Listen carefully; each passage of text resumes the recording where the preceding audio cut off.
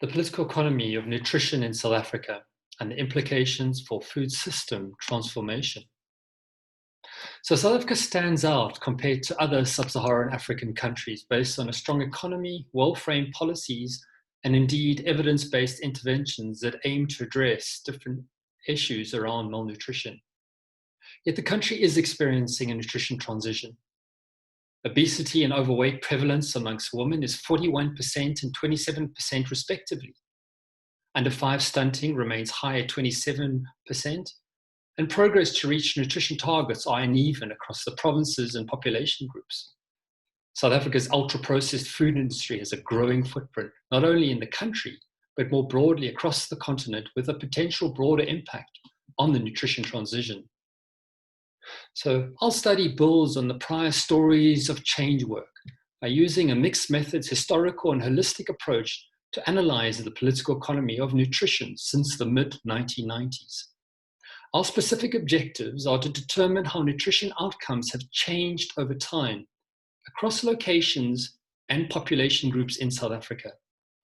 We identify the drivers of change, or the lack thereof, and we examine how the policy environment has responded. From this, we assess what may need to happen for a more holistic approach from a food system perspective. Our methodology is guided by the Enabling Environment Framework for Reducing Malnutrition, presented by Gillespie et al. In The Lancet in 2013. Various elements of that are presented to the right, which I won't go into at this moment. But what they do is inform our particular questions, which reflect our different objectives, which are then complemented by different data collection methods. These range from a desk review on trends, looking at survey data, a broad literature review on past research, particularly looking at reviews of different types of research that have been presented.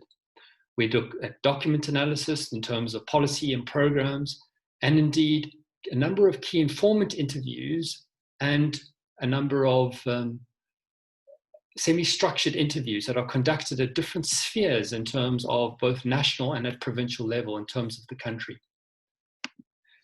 This research in terms of the presentation is very much focused at the national level, as our work in terms of subnational level in 2 provinces has been delayed somewhat due to the COVID-19 epidemic.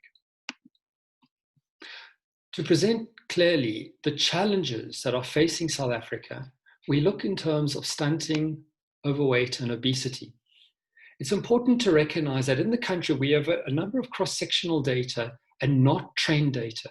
So we have to essentially create snapshots and string these together to create the story in terms of where we are with overweight, obesity, and stunting. In terms of our preliminary results, the starting point is that an extraordinary change has happened since apartheid. That nutrition pre-1994 in many ways was intended to enable the provision of suitable mine and agricultural labor in terms of what was, as we know, a vicious system. Post-94, a comprehensive response has been developed to address the multiple forms of malnutrition and related comorbidities. And looking across these different interventions, it's clear that there's potential for benefit, but the changes have largely not translated into improvements. Our preliminary results argue that a number of challenges have hindered policy preparedness implementation, including inadequate implementation, a lack of complementary interventions, questions around effective coordination and alignment of policies, and competing priorities beyond nutrition for an increasingly scarce fiscal resource. In terms of implementation and complementary activities, possibly one of the most important examples is the unconditional child support grant, which reportedly reduces absolute food insecurity and impacts on early child growth. But the high rates of stunting persist in households with the grant, with evidence indicating its relatively low value being undermined by rising food prices, the high unemployment, lack of coordination with potentially complementary interventions, and indeed the ready availability of cheap, non-nutritious foods. This reflects the importance of a food systems view incorporating an understanding of food environments. In terms of coherence, there are multiple factors combining to negatively influence household diets, with interventions failing to maximize impact because of the context in which they're delivered. This incoherence means that government decisions about nutrition lack some form of alignment and coordination, that actions are taken by actors from different parts of the food system tend to contradict each other, and that other systems beyond food, focused on health, education, social services, and infrastructure, are also not aligned. The framing of food security and nutrition stresses food rather than nutrition in the country, which presents a lack of consistency in use of the term, confounding meaningful discussions. Focusing more on the opportunities in terms of coherence, we should be recognizing the potential for consolidating and reorganizing policy in South Africa, perhaps through developing a clear overarching nutrition goal, for example, to make healthy, fresh food accessible and affordable within a broad food system framework provides huge potential. This would not only enable coherence, but also coordination in terms of departments working in a more aligned manner. The question of syndemics has also arisen with the advent of COVID-19.